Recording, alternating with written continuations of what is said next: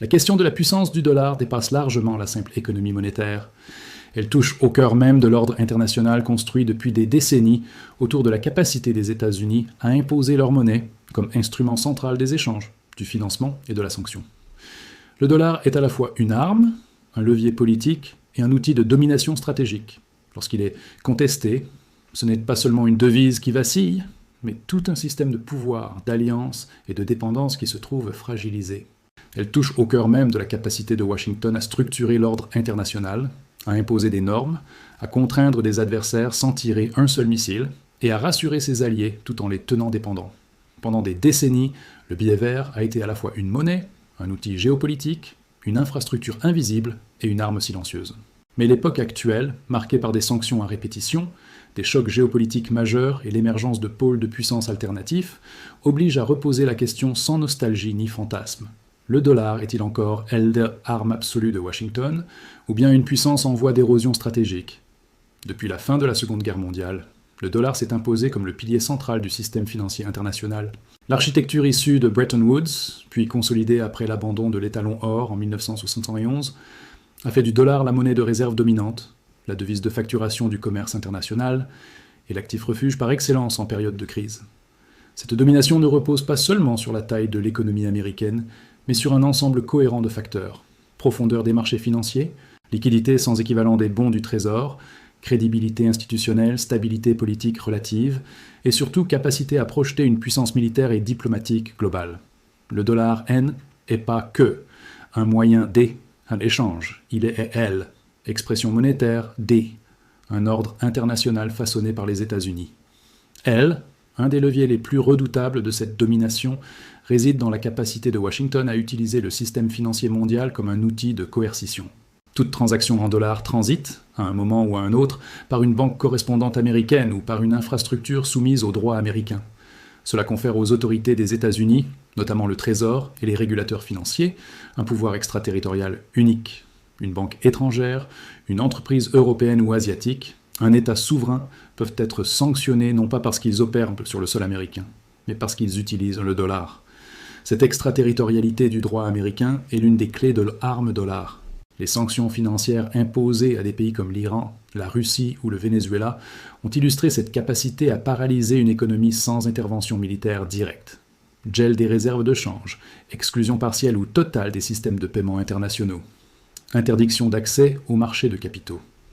Ces mesures ont un impact immédiat et souvent dévastateur.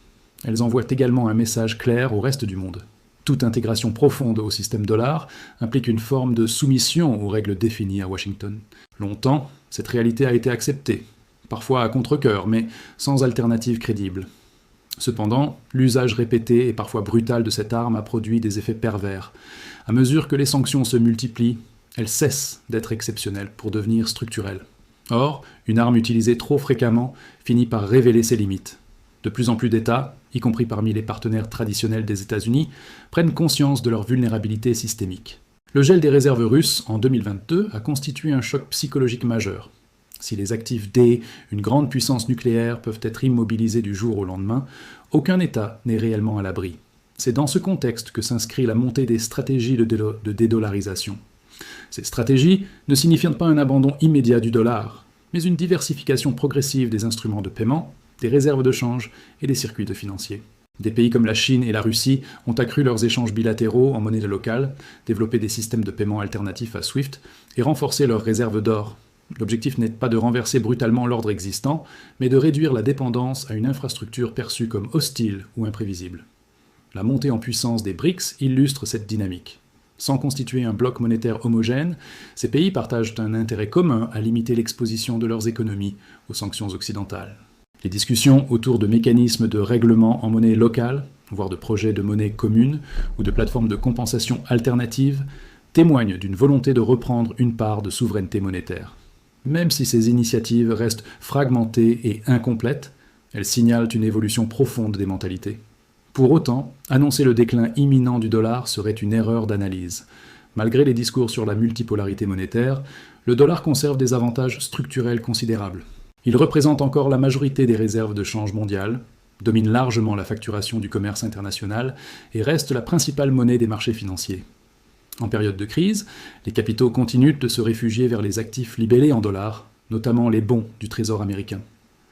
Cette confiance relative est renforcée par le rôle de la Federal Reserve, dont la crédibilité et la capacité d'intervention ont été démontrées à plusieurs reprises lors des crises financières. Il existe également un paradoxe central. Même les adversaires stratégiques des États-Unis restent, en pratique, dépendants du dollar. La Chine, malgré ses efforts de diversification, demeure l'un des principaux détenteurs de dette américaine. Les entreprises multinationales, y compris celles basées en Europe ou en Asie, continuent d'utiliser le dollar pour des raisons de liquidité, de simplicité et de couverture des risques. Le coût de sortie du système dollar est élevé, tant sur le plan financier que commercial. Cette inertie structurelle constitue l'un des piliers les plus solides de la puissance américaine. La question n'est donc pas de savoir si le dollar va disparaître, mais il peut encore être utilisé comme une arme absolue, sans provoquer une réaction systémique de rejet. À force de sanctionner, Washington risque d'accélérer la construction d'alternatives qu'il cherchait précisément à empêcher. Chaque mesure coercitive renforce l'argumentaire de ceux qui prônent la souveraineté monétaire et la diversification stratégique. Le dollar reste puissant, mais cette puissance est de plus en plus conditionnelle, contestée et politisée. Un autre élément clé réside dans l'évolution interne des États-Unis eux-mêmes. L'endettement public massif, les tensions politiques internes, la polarisation institutionnelle et les débats sur le plafond de la dette fragilisent leur image de stabilité à long terme. Tant que les marchés considèrent que le système américain reste capable d'absorber ces tensions, l'impact est limité. Mais la crédibilité monétaire repose autant sur la confiance que sur la réalité économique. Une crise institutionnelle majeure à Washington aurait des répercussions immédiates sur le statut du dollar. Il faut également prendre en compte la transformation du système financier mondial sous Xi, effet des technologies numériques. Les monnaies numériques de banque centrale, les systèmes de paiement instantanés et les innovations liées à la blockchain ouvrent de nouvelles perspectives de contournement partiel des infrastructures traditionnelles. Ces outils ne remplacent pas le dollar, mais ils offrent des marges de manœuvre supplémentaires à des États cherchant à réduire leur exposition aux sanctions. À long terme, cette fragmentation technologique pourrait affaiblir la centralité du dollar comme point de passage obligé. En définitive, le dollar demeure au jour, arme la plus puissante dont dispose Washington sur le plan non militaire.